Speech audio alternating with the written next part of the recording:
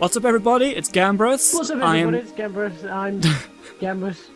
I'm kind of Orion 2. I'm kind of joined by For the Vince PC. for No, Orion actually. 2 for the PC. This I'm going to be playing a game called Orion 2. This was a game I grew up on. It was amazing. I think it was released in '95, and I have the actual game copy somewhere around here, but I don't know where it is. But because I'm using DOS blocks, I can just have it installed on my C drive. It takes a whopping like 25 megabytes, so you know, it's all cool. So yeah, this game is basically a space strategy. It's developed by Microprose. It's Sid Meier's as well. Got his name on it somewhere. So it's very much kind of like Civ's themed, but like in space. And yeah, I'm just going to launch straight into a new game. This is like the setup. So we're going to put us on an average game. We're going to have a huge galaxy. Sorry. We're going to have average, which means it's going to be a mix of like mineral-rich planets and like farming planets.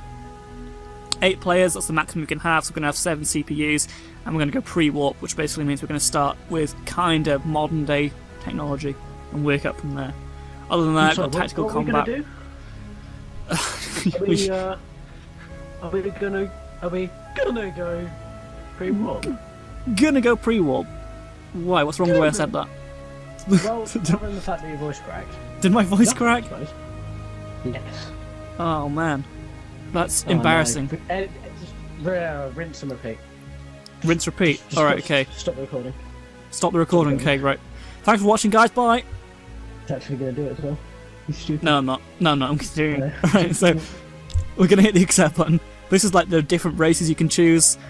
It's like they all have their various different bonuses and penalties. What I'm going to do though is I'm going to cheat and I'm going to customize a race. So I'm going to customize the Trilarians because they've already got some decent abilities. So I'm going to give them a feudal government, which gives them -4 points. I'm going to give them a spying penalty, and then with those extra points that we've accumulated, we can go make them creative, which means they can learn all the technologies, and give them a large home world, which gives them extra population. So there we go. We're just going to call ourselves Gambros. I'm going to go green. Yeah, we'll call our first system trouble. Okay, so instantly, straight away, we're kind of okay with this starting system. Sometimes you start down the corner, and that's like you might as well just restart the game. Because one thing about this game is the computer players cheat. They are pre-programmed to know the best text to go for, the text that the other computer players are going for, so they don't have to research them, they can swap them instead.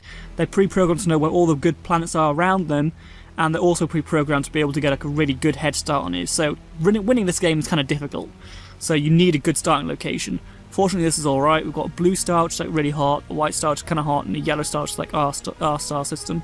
And Trilar is always a red star, I don't know why. So here's our home planet right here. It's an ocean world. And what we're going to do is, we're not going to build a colony base because that's a toxic planet, so we're not going to be able to farm on it. So instead, I'm just going to build a spy. And spies, which can help protect us from other spies. I'm not going to do any spying on other people because I've got a spying penalty. So they just die. And there's some techs you have to go for in the beginning of the game. One of these is this one, freighters, nuclear drive, and nuclear bomb. You have to go for that. You have to go for these ones here. You have to go for electronic computer, then laser cannon, then the next one that comes over in the power box. And even if you're not creative, you can still research all of these.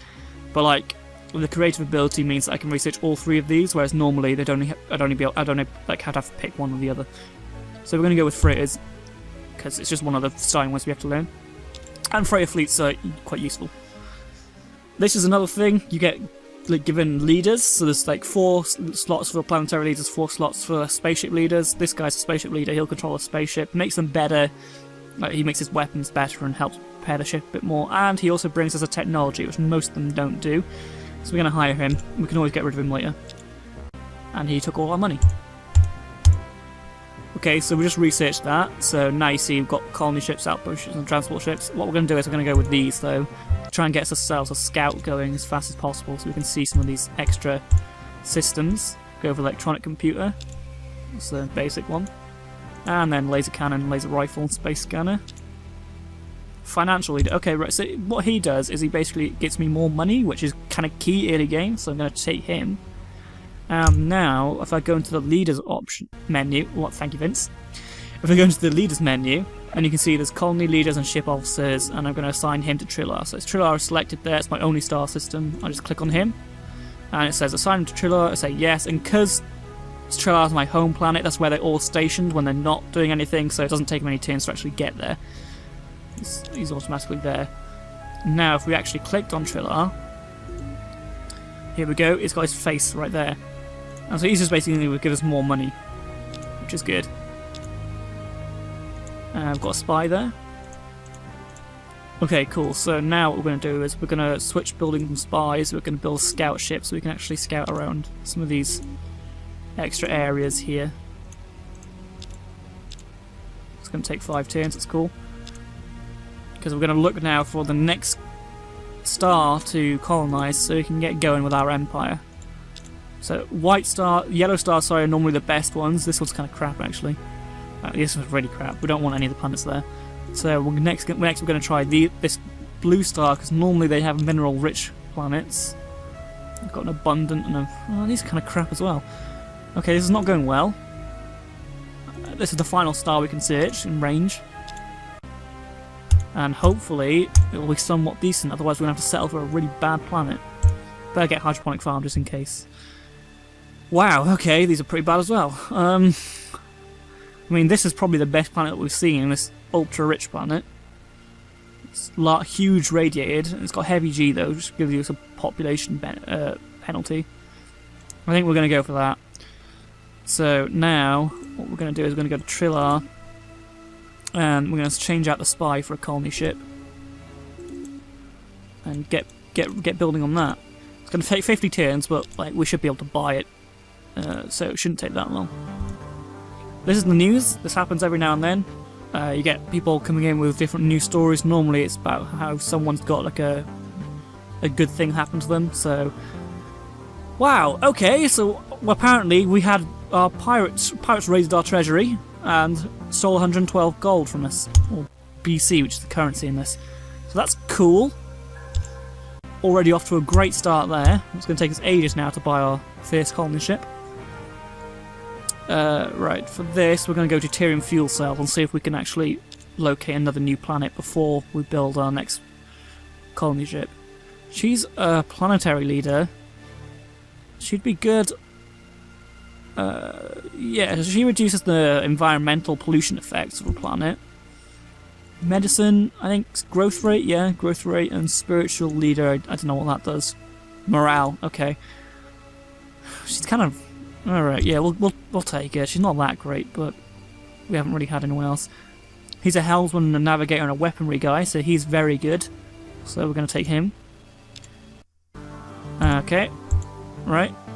There we go. Darlock Empire discovered fusion beam in a mysterious ship. So they get extra technology from a broken ship and we get raided. And that's just kind of like a random event that just happens every now and then. It happens more early game. Later game, the only real updates you get from the Galactic News are like, so-and-so is winning the game, basically. So, if you see that, we get a little bit disheartened. Okay, I think next we're going to go with the optronic computer, because the better your computer is, the more chance you have of actually hitting with your weapons. So we're going to want that. And 4 turns, we should have bought that way earlier than that. Okay, cool. 4 turns. Can we go to another star system? We can go to that yellow one. Hopefully this has got something good in it. Oh, this is pretty crap as well. Medium radiated world. I think we're still going to go with that other world planet though. We'll just go here, see what's there. Okay, he's a mega wealth, so he gives us money. We need a financial leader and a labour leader. We're going to hire him.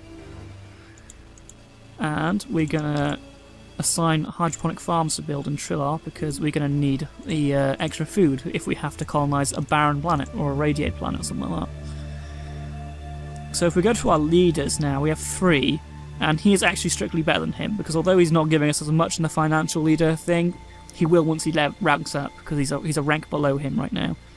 And he's also going to give us labour, going to give us more production, and he's a mega wealth, so we want him really. He's kind of bad actually. He's only got the financial leader trait. I only took him because it was right back at the beginning of the game.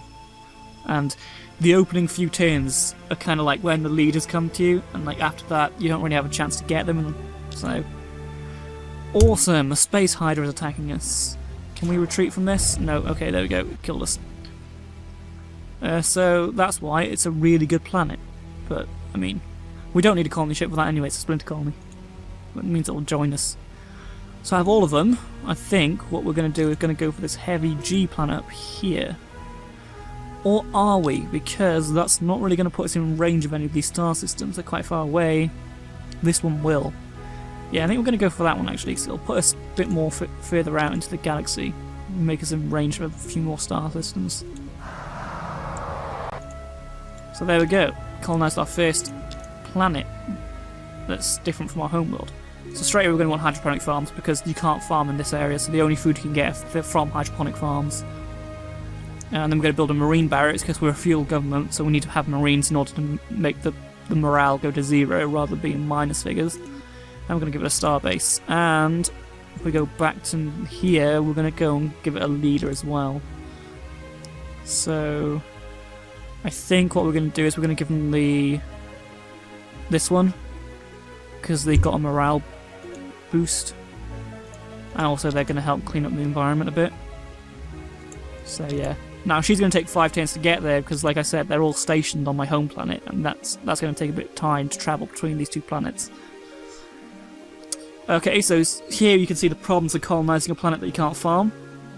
These are actually freighter fleets. They are ships that you don't actually control, but they take food from different planets. So, for example, this planet here doesn't have any food on its own, so right now my people would be solely relying on imports from my home planet. If I bring up my colonies list here, you can see my 2 planets here. So Trilar's got a lot of farming. This is no farming, see? It's like they can't produce their own food. So what we'd ideally want is for food to be taken from Trilar and imported into Ninsar, but we don't have any freighter fleets. So what's going to happen is these guys are going to starve, and what starving does is it kills off your population to 1 population, but as it's a new colony, it only has 1 population anyway, so it'll just basically avoid it from growing, which is not too bad for the first few opening turns. What we can do is we can buy... Oh no, we can't buy that. Okay, cool. Oh wow, we've only got 62. Oh no, okay, we're short 62. Alright, so we will be able to buy that in a minute. And now we're finding other races. So we found the Meklar. Now we're about to see just how screwed we are. Okay, they've only got 2 star systems as well, so this isn't actually too bad. They're probably about similar sort of far into the game as we are. So you see they're starving, but they're going to build a hydroponic farm for too long, so it's fine. Right, now we've got the better computer, we're actually going to want something like a fusion rifle, because it will help a little bit. Okay, right, they're going to build a freight fleet here.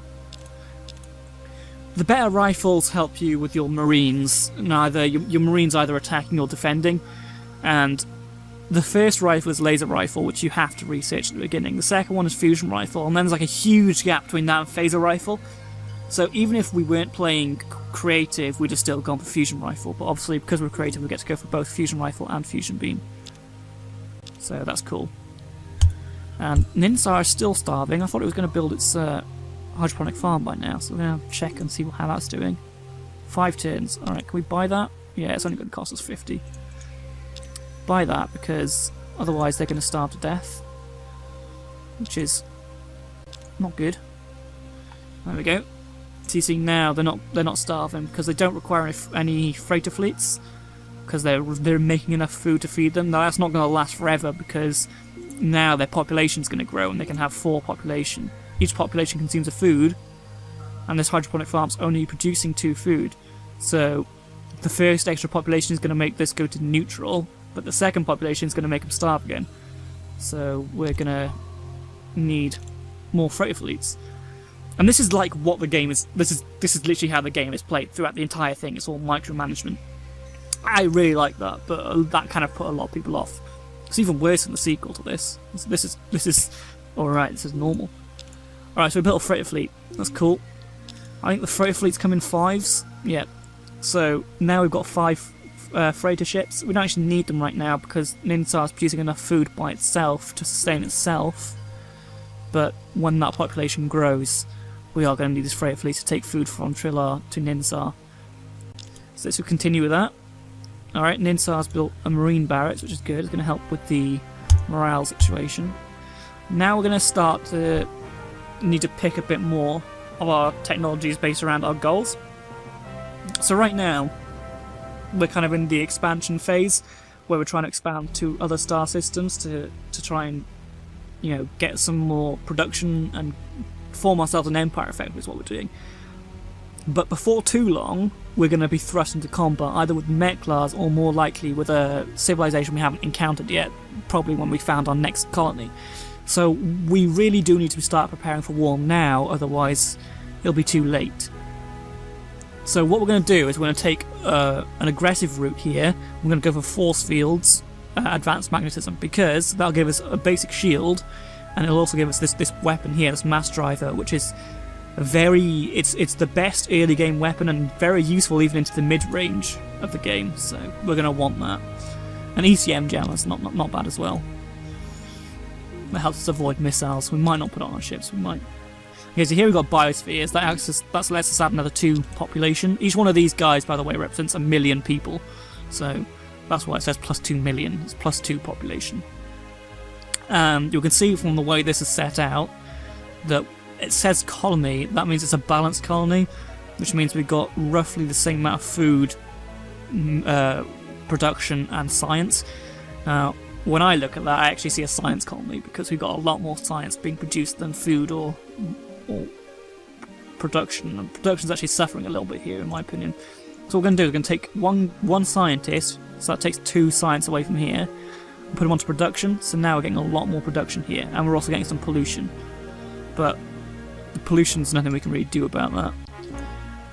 So for now, that'll have to do, and we're going to get some biospheres.